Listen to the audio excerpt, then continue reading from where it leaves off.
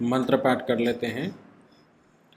ओम सहना आववतु सहनौ भुनक्तु सह वीर्यं करवावहै तेजस्विनावधीतमस्तु मा विद्विषावहै।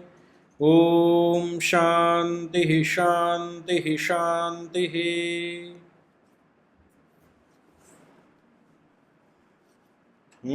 रुद्र जी कैमरा चालू करो। हिमनीश कैमरा ऑन करो। रुद्र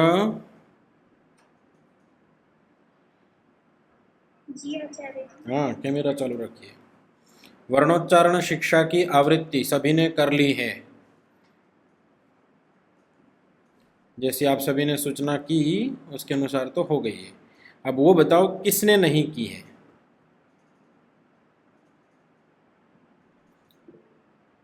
धारवी जी क्यों नहीं की? आचार्य जी अभी मैं बाहर से अभी कक्षा के बाद में करूँगी। अभी मैं बाहर से ही आई। ज़्यादा बाहर मत घुमा करो, पढ़ाई के समय पढ़ाई। नहीं आचार्य जी, माता जी मुझे सात मार्केट ले गई थी। चलिए हिमनीश जी अवर्ण किसे कहते हैं? अवर्ण। अ के 18 भेद। अ के 18 भेद, असहित 18 भेद। ठीक है बढ़िया। आप तो तैयारी करके आए हो ऐसा लग रहा है मुझे।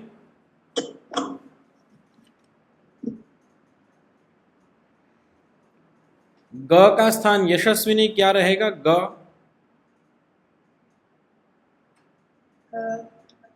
कंठ। कंठ स्थान रहेगा। ठीक है।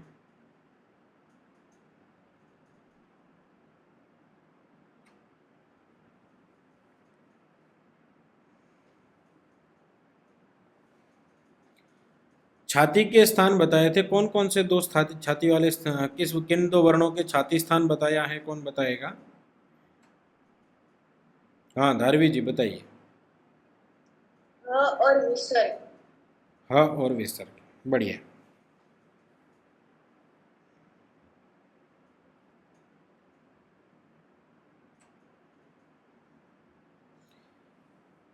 कवर्ग में भी कोई दूसरा स्थान बताया गया है क्या वेदा जी?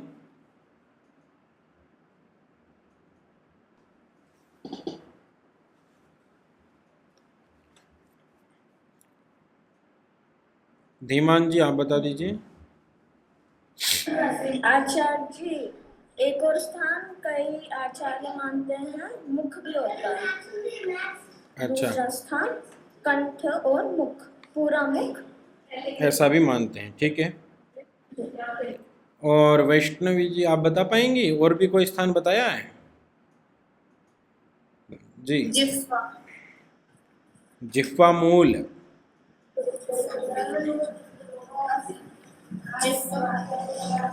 किसका म्यूट हट जाता है, बार बार आवाज आती है।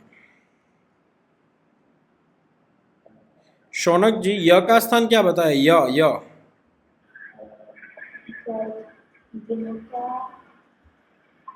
पता है आपको? पूरी कक्षा में आप अकेले हो जो तैयारी करके नहीं आए हो। आचार्य जी मैंने कक्षा देखी है पर पूरी नहीं देखी है। हाँ वही कह रहा हूँ मैं। सब उत्तर दे रहे हैं, आप नहीं दे पा रहे हो।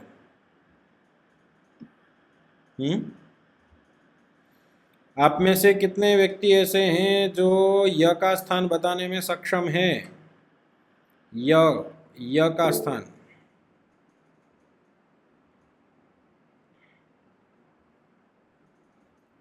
हिमनीश जी बताइए य का स्थान क्या रहेगा? वो मुझे नहीं पता है। नहीं पता है तो ऐसे तो काम नहीं चलेगा, आपको और शौनक को लगाने पड़ेंगे मेरे को। आशुतोष य का स्थान क्या है? नहीं पता। पांच पांच पांच पांच तीनों लगाइए, एक लाइन में हो आप मेरे सामने। चलिए चलिए शौनक जी आप भी चालू हो जाइए। आशुतोष।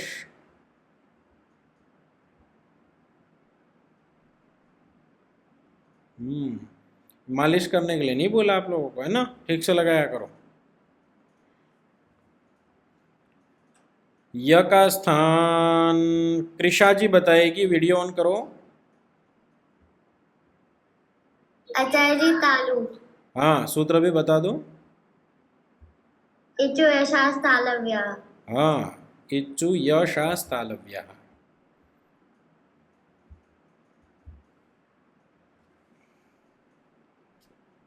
चलिए अगला सूत्र चलते हैं। रेटुरश मूर्धन्य। रिवर्ण, रिवर्ण, ठीक है। रि का मतलब क्या रहेगा, आप में से कौन बताएगा? रि का मतलब क्या रहेगा? हैं शौनक जी, रि का मतलब क्या है? आचार्य जी जो जो वर्ण हम जिव्या से बोलते हैं, ये तो अभी मैं बताऊंगा, मैंने रि वर्ण का मतलब पूछा है। चलिए लगाइए, दो तो लगाइए। हिमनेश जी।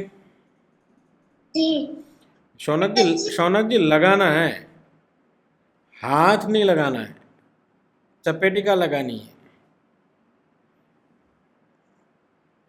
हाँ जी जी बताइए। जी आप क्या पूछ रहे थे? मेरा प्रश्न ये है कि री का मतलब क्या है यहाँ पर?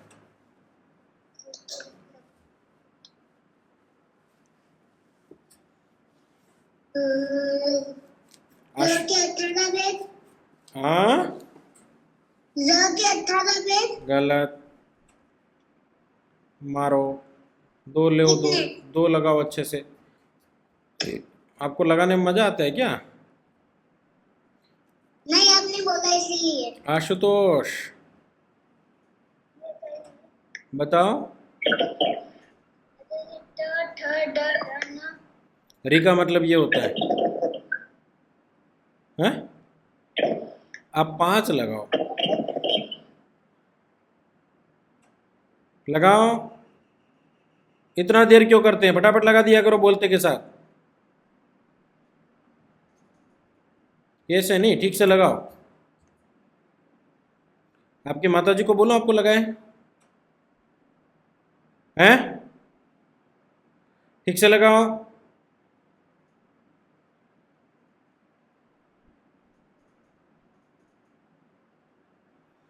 वंशिका, री का मतलब क्या रहेगा?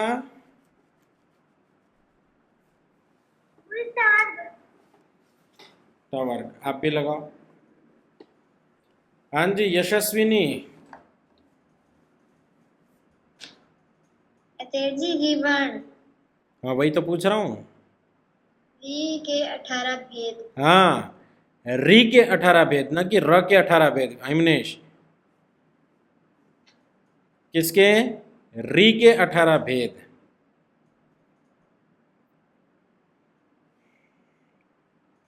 री टू, टू का मतलब कौन बताएगा? टू,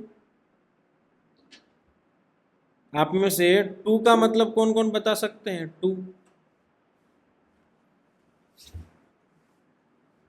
हैं? शौनक जी नहीं बता पाएंगे आप भी? कि चिढ़ गए? कू का मतलब पता है आपको? कू, आचार्य जी कवर। कू का मतलब? कवर। तो टू का मतलब? टवर।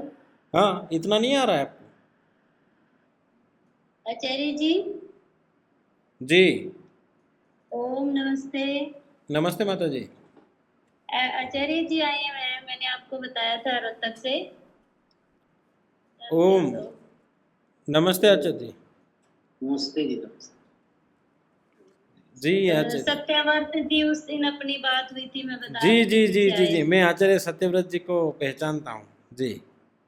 हमारे हाँ, हमारे आचार्य सोमदेव जी के, हमारे गुरु जी के गुरु जी हैं ठीक। जी। आज हमारे घर पे आए हुए आचार्य जी पढ़ा रहे थे अभी यशस्वी को, तो मैंने कहा आपको मिलवाती हूँ मैं यशस्वी के आचार्य जी से। तो पास में ही है भी है। जी जी जी जी।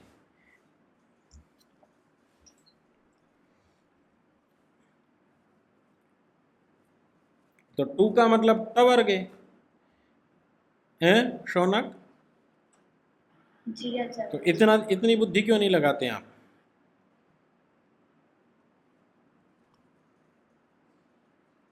अब जानबूझ के तो नहीं कर रहे हैं गड़बड़? री टू र, र र मतलब हो गया रेफ, र। श मूर्धन्य श, मूर्धन्य क्यों बोलते हैं? क्योंकि इसका स्थान मूर्धा है। तो री टू र शा, री वर्ण, री वर्ण मतलब री के क्या हो गए? री वर्ण के 18 भेद। अब आप में से ये बताइए कि री वर्ण के 18 भेद कौन कौन लिख सकते हैं? री वर्ण के 18 भेद कौन कौन लिख सकते हैं? आशुतोष आज नहीं लगाया, आज नहीं लिखा ना आपने, तो मैं आपको मुर्गा बना दूंगा। मेरे पीछे पड़ गए थे, आचार्य जी मेरे को स्लाइड भेजो, स्लाइड भेजो। मैंने भेज भी दिया आपको। आचार्य जी आपने बोला था री के 9 ही भेद होते हैं। मैं री के पूछ रहा हूँ। मुझे लगा री के नहीं, हाँ जी आशुतोष जी नहीं आते ना? हाँ बन जाओ मुर्गा, मुर्गा बन जाओ। क्या माता जी है आपके पास में? नहीं है? नहीं है कौन है पास में? कौन है बड़ा? आचार्य जी, कोई भी नहीं। कोई भी नहीं है। तो आपको 2 थप्पड़ अच्छे से लगवानी पड़ेगी मेरे को। पढ़ाई लिखाई नहीं करते हो आप। मुर्गा बनो। एक तो इतने पीछे पड़ गए थे आप, ये चाहिए चाहिए चाहिए, मैंने भेज भी दिया आपको, उसके बाद भी आप उसका अभ्यास करके नहीं आए। आप फालतू में बस करते रहते हैं ना। बनो मुर्गा। हाँ जी धारवी जी, जी आचार्य जी। री के 18 भेद लिख सकती हैं? नहीं आचार्य जी, लिख के लिख सकती हूँ, मुझे याद नहीं है। मार्केट में होंगे तो भी वहाँ मार्केट में मुर्गा बनाएंगे आपको, ये ध्यान रखो। आचार्य जी अभी घर आई हूँ। कक्षा कक्षा के 1 मिनट पहले घर पे पहुंची हूँ। वैष्णवी लिख पाएगी कि नहीं? क्यों? वहाँ भेज भी दिया है ग्रुप में सब, मैंने डिटेल।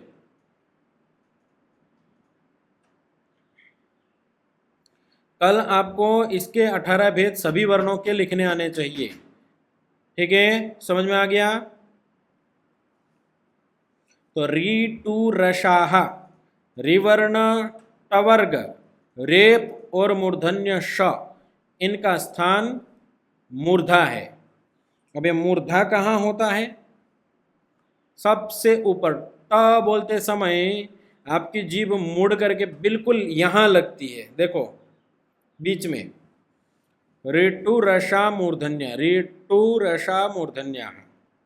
ठीक है, ऊपर की ओर बिल्कुल ऊपर मुड़ के जीभ लगती है, इसको कहते हैं मूर्धन्य वर्ण। ठीक है, कंठ्य किसे कहेंगे? क्या नाम है शौनक जी? कंठ्य किसे कहेंगे?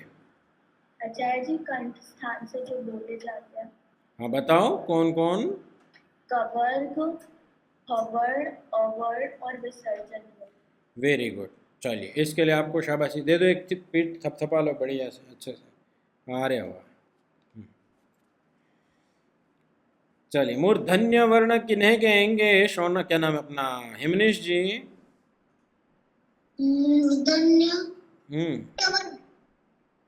केवल टवर्ग रहेगा? आपको भी लगाने पड़ेंगे 4 तो। अब दोबारा पूछूंगा मैं, वंशिका मूर्धन्य किसे कहेंगे? बस ये तो उन्होंने ही बोला था हिमनीश जी ने, फिर भी उन्होंने लगाया, फिर भी आपने वही बोला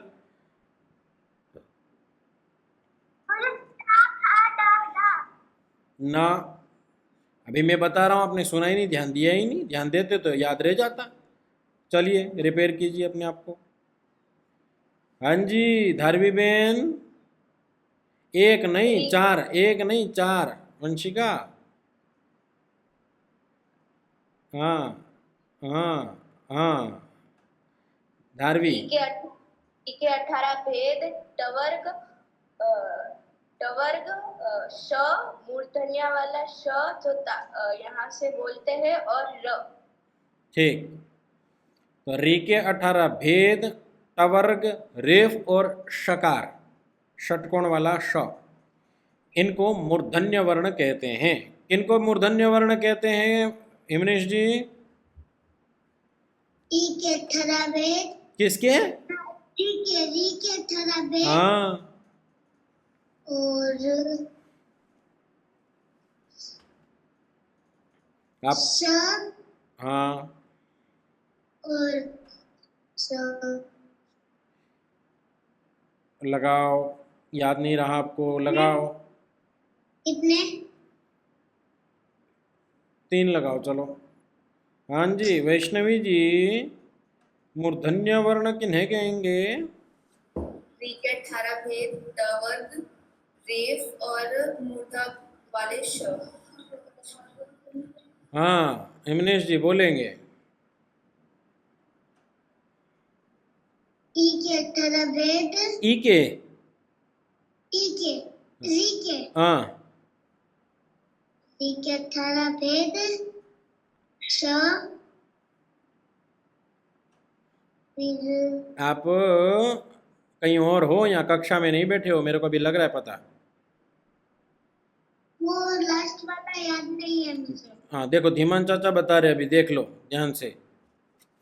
हाँ, री के 18 भेद टवर्ग और मूर्धन्य श। अब तो धीमान जी को भी एक लगाना पड़ेगा लग रहा है मुझे। क्यों चाची? लगाओ फिर बताता हूँ। हाँ, र भी तो है, र।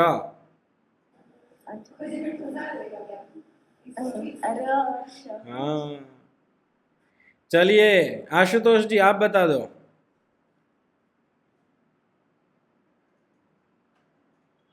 अच्छा जी, री के 18 भेद टवर्ग रेफ और षटकोण वाला श। हाँ ठीक है, बताइए हिमनेश जी। री के 18 भेद टवर्ग रेफ और श। हाँ रुद्र जी, आपके पिताजी का नाम क्या है? आचार्य श्रीमान रवि कुमार जी। जी रवि कुमार जी, रुद्र जी का बाल काट देना है, पूरी कक्षा में बाल जचाता रहता है। आचार्य जी पिताजी बाहर है।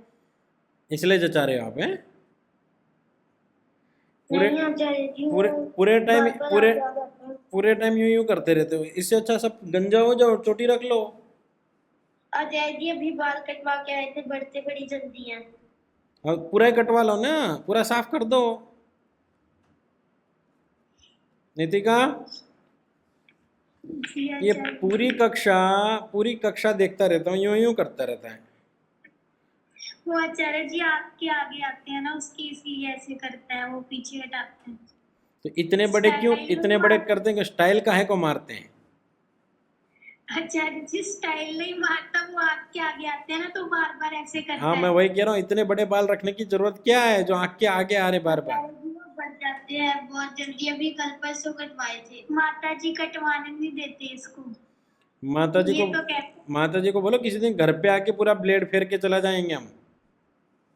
हाँ चलिए, ऋतुरसा मूर्धन्याः हो गया। अगला है रेफो दंतमूलीय एकेशाम।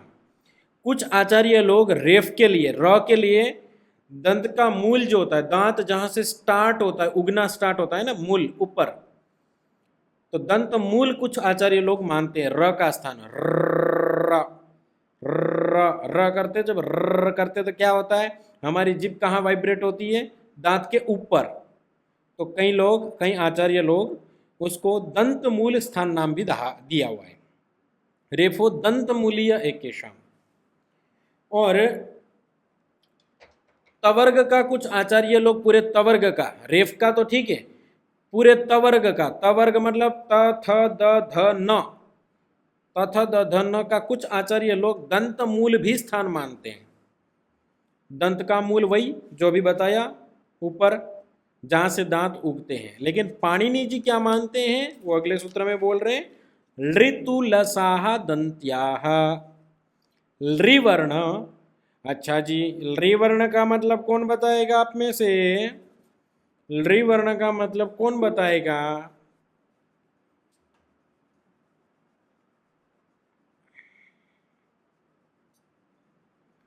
अच्छा जी, लृ वर्ण का मतलब शौनक जी ने भी हाथ खड़ा किया है।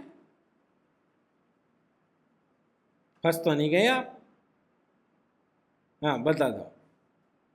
आचार्य जी री के 9 भेद। अरे वाह, बता दिया। ठीक है, लृ तू तू तू कौन बताएगा? तू, मेघना, तू का मतलब क्या होगा? तू, मेघना। आचार्य जी पता नहीं। पता नहीं, आचार्य जी को सब पता है, आचार्य जी को सब पता है भाई। आशु नहीं, हिमनेश, तू का मतलब? तू पूछे तू हाँ तू हाँ, तवर क्या होता है तवर्ग? तथा दधन हाँ, तथा दधन तवर्ग। लृ तू, और आगे फिर आ गया ल, लकार, ल और सा। स मतलब ससलू होता है ना, ससलू का स, ठीक है। स, शक्कर वाला श नहीं है ये कौन सा स है? सिरसा, सिरसा वाला स है, ठीक है। तो लृ तू ल सा, इनका स्थान दंत है, इसलिए ये सब वर्ण दंत्य कहलाते हैं, ठीक है। मूर्धन्य वर्ण कौन कौन से हैं? मूर्धन्य वर्ण कौन कौन से हैं वेदा महोदया? आचार्य जी ली के 18 पे तवर्ग र रे और श मूर्धन्य श। ठीक। वंशिका जी, कवर्ग वर्ण का स्थान क्या है? मूर्धन्य। क्या बोलती है? नहीं, थोड़ी देर नाक पकड़ के रखो जब तक सही उत्तर नहीं आ जाता है आपके पास। आशुतोष भैया, कवर्ग का स्थान क्या है? नाक पकड़ के रखो, नाक पकड़ के रखो। वंशिका, नाक पकड़ के रखो, इसलिए तो नाक पकड़ने के लिए बोल रहा हूं। हाँ आशुतोष, आचार्य जी कंठ। हाँ, कंठ स्थान है। अकुहा विसर्जनीया कंठ्या, क्या स्थान है वंशिका? हाँ, ध्यान दिया करो इधर। यशस्विनी, आप क्या सोच रहे हैं, आपको नहीं पूछा जाएगा? हाँ, मुख को क्या शब्द से यहाँ पर बोला है? मुख शब्द के लिए एक और शब्द का जो प्रयोग किया है, उस पे उस दिन 5 लगे थे, क्या था? हाँ ठीक है। दंत्य वर्ण कौन कौन से हैं हिमनीश जी?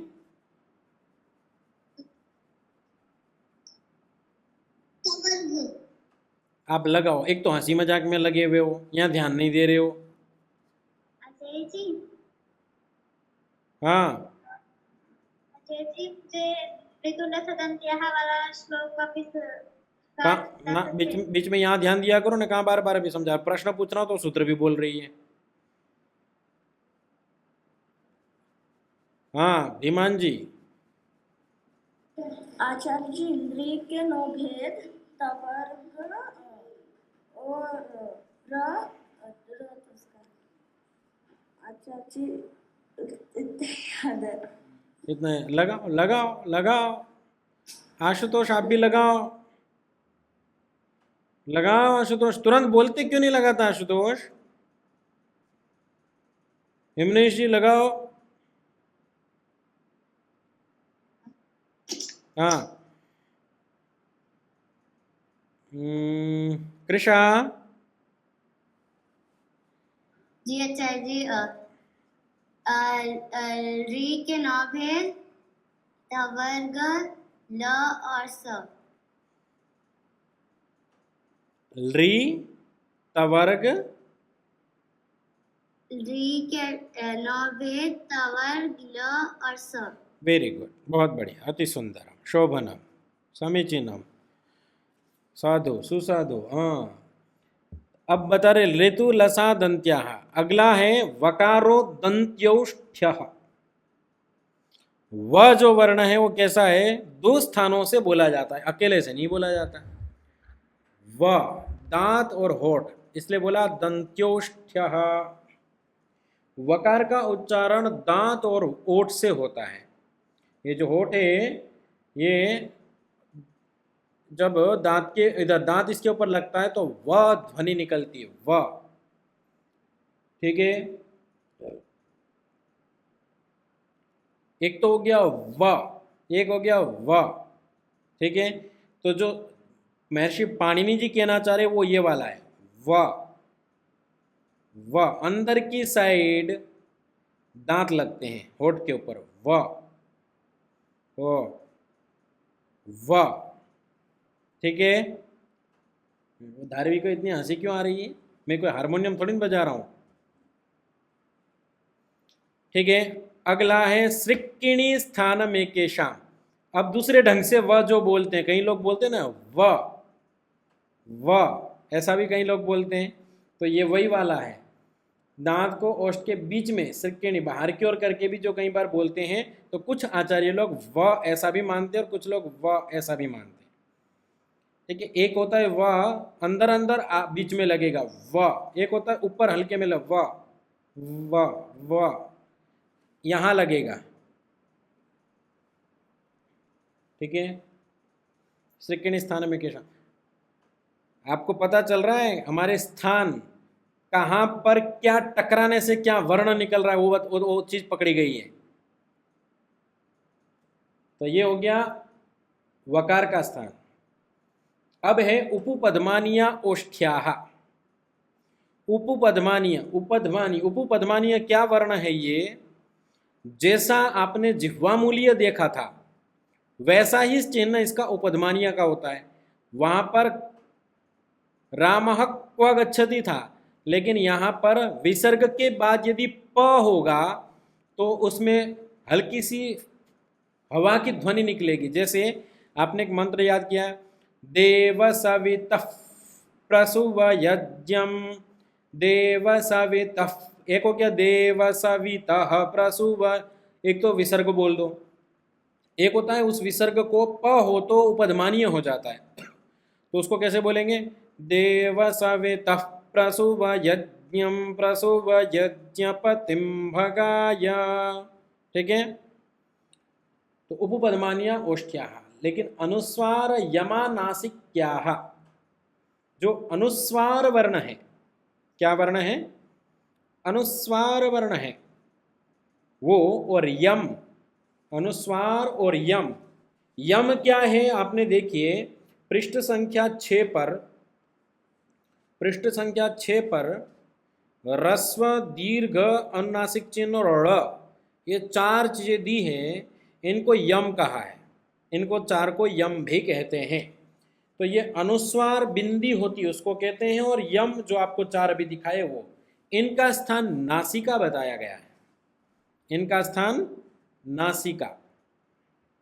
ठीक है, और कुछ आचार्य लोग कंठ्य नासिक्यम अनुस्वार में के, अनुस्वार का कुछ आचार्य लोग कंठ और अनुनासिक दोनों स्थान मानते हैं। कंठ्य नासिक्यम अनुस्वारम एके, कुछ आचार्य लोग, एके मतलब कुछ आचार्य लोग कंठ्य वर्ण, कंठ्य स्थान और नासिक्य स्थान दोनों मानते हैं। लेकिन यम का क्या मानते हैं, यम का नासिक्य और कंठ नहीं मानते। यमाश्च नासिक्य जिह्वामूलीय एकेशा, उनका स्थान जिह्वा का मूल मानते, मतलब यहां से बिल्कुल जहां से जीभ आरंभ होती है उगना। ठीक है, आगे के जो वर्ण हैं इनको हम कल देखेंगे। ये इतने सूत्रों के वर्णों को मैं पूछूंगा, मध्य मध्य में से जैसे अभी पूछ रहा था वो आने चाहिए। आचार्य जी, जी आचार्य जी, आज मैं मैसेज नहीं भेज पाया, पर आज मैंने वनोच्चारण शिक्षा की आवृत्ति कर ली थी। ठीक है, चलिए अभी आप लोगों में से किसी को कुछ पूछना है तो पहले हाथ खड़ा कर लीजिए, अन्यथा फिर मैं अपना आगे का चीज चलाऊंगा। धारवी पूछिए। आचार्य जी, अभी आपने जो 3 श्लोक समझाए वो मुझे समझ नहीं आए अच्छी तरह से। हाँ बताओ कौन कौन सा नहीं समझ में आया। उपपद्मानीय ओष्ठ्याः उपपद अनुस्वार हाँ ठीक है, उपपद्मानीया, उपपद्मानीया नहीं है, उपपद्मानीया ओष्ठ्याः। आपने देखा था जिह्वा मूल्य मैंने समझाया था, उसमें कोष्ठक उल्टा और सीधा था, नीचे की ओर लेटा हुआ। ऐसा ही सेम होता है उपपद्मानीय, लेकिन वो जब विसर्ग आता है तो विसर्ग के बाद में पवर्ग हो, कभी भी विसर्ग के बाद में पवर्ग हो तो उसका उच्चारण करके हो जाएगा। देव सवितः प्रसव, इसी को उपपद्मानीय कहते हैं। ठीक है, फिर उपपद्मानीय औष्ठ्या अनुस्वार यमा नासिक्याः। यम और नासिक, अनुस्वार, अनुस्वार और यम। अनुस्वार उसको बोलते हैं जो बिंदी लगाते हैं हम, जैसे अंग बोलते हैं, उसका उस बिंदी का उच्चारण। और अनुस्वार यम, यम में छे मैंने पृष्ठ पे दिखाए थे, 4 यम लिखे हुए हैं पुस्तक में, उनका स्थान अनुस्वार यमन नासिक्या, नासिका स्थान बताया है। लेकिन यम का स्थान अनुस्वार यमा नासिक्याः कंठ्य नासिक्यम अनुस्वार में के। लेकिन कुछ आचार्य लोग अनुस्वार का स्थान कंठ और नासिका भी कहते हैं, और यमाश्च नासिक्या जिह्वामूलिया है केशाम। लेकिन यम का स्थान कुछ आचार्य लोग कंठ और नासिक जिह्वामूलिया, यमाश्च नासिक्य जिह्वामूलिया, नासिका और जिह्वामूलिया स्थान कहते हैं। वेदा जी।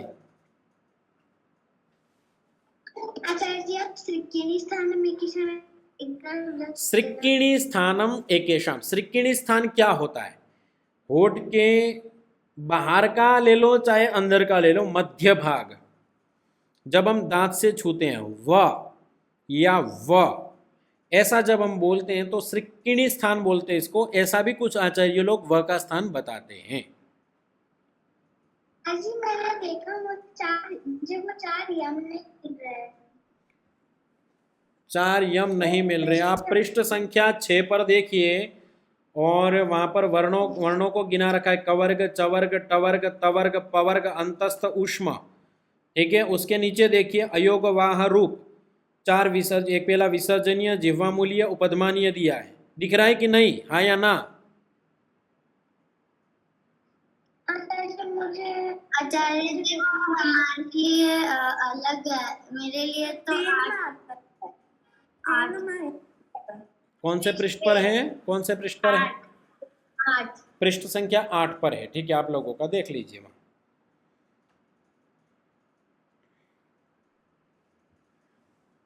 दिखा?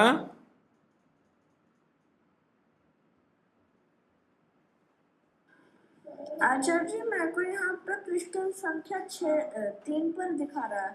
3 पर दिखाओ, यूं करके दिखाओ। हाँ बस यही। और आप 8 पृष्ठ संख्या दिखाओ कृषाबेन।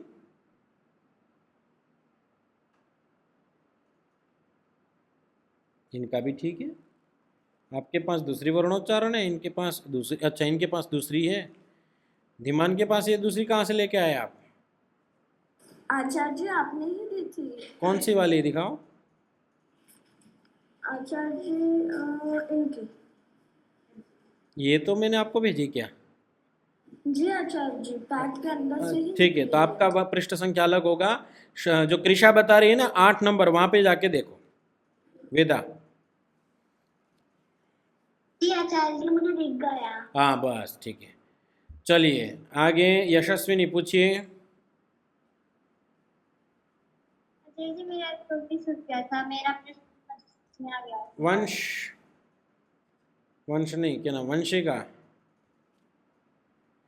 मुझे आपने क्लास की रिकॉर्डिंग की है? क्यों? इस पर डिपेंड हो रहे हो क्या आप लोग?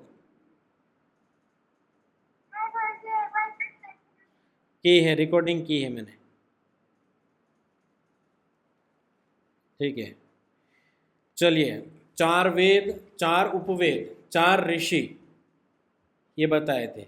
वायु ऋषि का वेद कौन सा है? फर्स्ट कौन बताएगा? वायु ऋषि का वेद, Shaunak fail, Rudra fail, Vaishnavi fail, Yashaswini fail, Nitika Samaveda. हाँ, सामवेद होता है ना वायु ऋषि का। शौनक फिर से, जी आचार्य जी। वायु ऋषि का वेद, धारवी आचार्य जी सामवेद। धारवी अच्छा जी नहीं यार। धीमान यजुर्वेद। यजुर्वेद। चलिए, जो जो नहीं बता पाए हैं वो अपना अपना थोड़ा थोड़ा कान खींच लो, याद रहेगा कि इस जगह पर हमने गड़बड़ की थी। रुद्र, गांधर्व वेद किस वेद का गांधर्व वेद किस वेद का उपवेद है?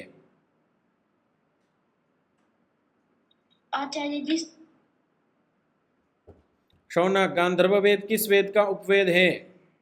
सामवेद। ठीक है, नहीं पता, नहीं पता आपको शौनक जी? आचार्य जी अभी रुद्र जी ने सामवेद बताया। आपको क्यों नहीं पता? जब पढ़ा चुके हैं तो क्यों नहीं पता हैं? गड़बड़ है आपका मामला, पढ़ने लिखने में ध्यान कम है आपका। 4 उपवेद के नाम बताइए शौनक जी। इसको खोल के, म्यूट खोल के बताओ। आचार्य जी मैं याद कर।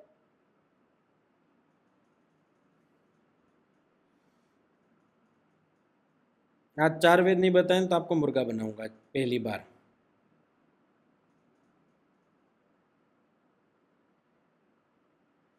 चलिए धारवी जी। आयुर्वेद, धनुर्वेद, गांधर्ववेद और अर्थवेद। हाँ ठीक है। हाँ जी शौनक जी, वीडियो काहे को बंद कर दिया? वीडियो चालू करो शौनक जी। जी आचार्य जी। हाँ तो मुर्गा तो बनना पड़ेगा अब आपको। आचार्य जी मैं अपनी दूसरी कर्मचारी शिक्षक की पुस्तक ला रही हूँ, मैंने उसमें लिखा था। लिखना लिखा हुआ थोड़ी ना चाहिए, अभी तो आपकी परीक्षा ले रहा हूँ मैं, हैं? आपको खराब लग रहा है ना मैं मुर्गा बनने के लिए बोल रहा हूँ तो? आप नहीं करके आते हो तो मुझे भी खराब लगता है। समझ में आ रही बात? हाँ जी, 4 वेद का नाम बताइए, क्या नाम है हिमनेश जी?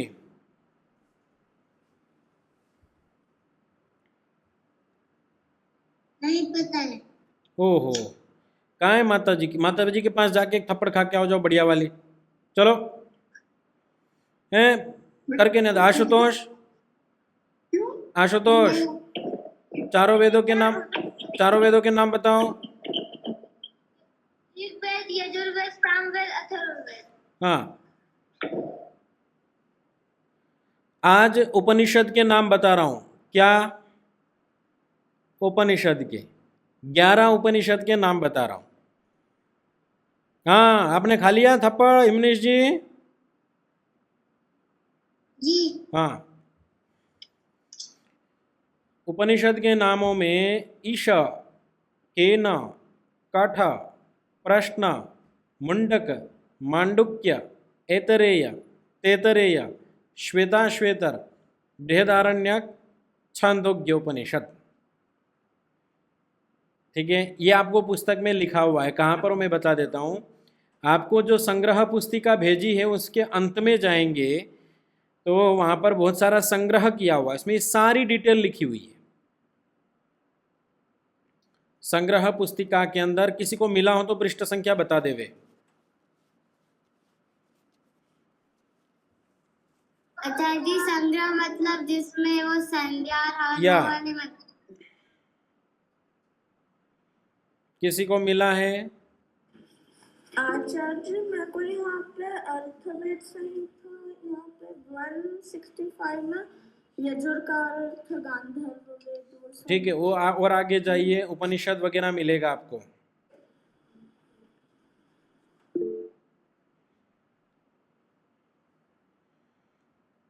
किसी को मिले तो बताइए,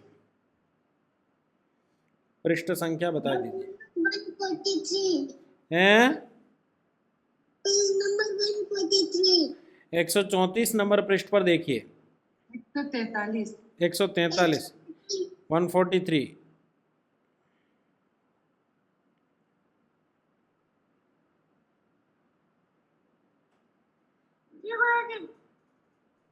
मिल गए। वैष्णवी पुस्तक लेके नहीं बैठती है। और कौन नहीं बैठा है? यशस्विनी के पास भी पुस्तक नहीं, वर्णोच्चारण लेके बैठे हैं ना, तो खोल लो। सत्यार प्रकाश लेके बैठे, वो तो पूरा हो चुका। वो बाकी कहाँ पुस्तक गई? भाड़ में। हाँ, मिल गया आपको 11 उपनिषदों के नाम मिल गए धीमान। आचार्य जी मेरा यहाँ पे प्रश्न है कि यहाँ पे शुक्ल यजुर्वेद और कृष्ण यजुर्वेद दो अलग अलग यजुर्वेद के नाम है उपनिषद के। वो ठीक है, उसको भी छोड़ दीजिए, वो आपका भी काम का विषय नहीं है। तो आचार्य जी यजुर्वेद में मैं ये 5 उपनिषद बाजू में लिख दूं। देखिए वहां पर दे रखे हैं उपनिषद। उपनिषदों को पराविद्या अथवा अध्यात्म विद्या भी कहते हैं। 11 उपनिषद सर्वाधिक प्राचीन माने जाते हैं। पहला ईशा, केन, कठ, प्रश्न, मुंडक, मांडुक्य, तैतरीय, छांदोग्य, बृहदारण्यक और श्वेताश्वेतर। ये 11 उपनिषदें आप लोग सभी को ये याद होने चाहिए। ठीक है? हाँ जी। मेरे में तो 12 बता रखे हैं। 12 बता रखे हैं? जी आचार्य जी। कौन जी से? आचार्य जी। और तो उसी का भी नहीं है जो आपने बोला, उस ले में भी नहीं है जिस ले में आपने बोला। यहाँ पे ऐत्रेय, कोशकी और उसके बाद एक मिनट, सभी नहीं बोलेंगे। हाँ, आप जो बोल रहे हैं वो अलग बोल रहे हैं, मैं जो बोल रहा हूँ वो अलग बोल रहा हूँ। आप जो बोल रहे हो वो ऋग्वेद के सामने लिखा हुआ बोल रहे हैं? नहीं, वो नहीं है, वो नहीं है। वो तो उस वेद की चीज़ें बता रखी है। ठीक है? आपको जाना है उससे लगभग 3-4 पेज और आगे, 2 या 3 पेज आगे।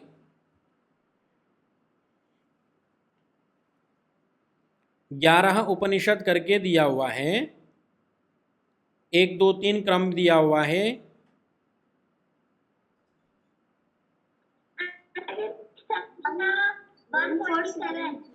147 पृष्ठ पर वेदा ने ढूंढ निकाला है। ठीक है? ये 11 उपनिषद हैं। इसके विषय में कल हम और चर्चा करेंगे। ये नाम आपको याद होने चाहिए। ठीक है? आज की कक्षा को यहीं पर विराम। ओम शांति शांति शांति। सबको नमस्ते जी। नमस्ते।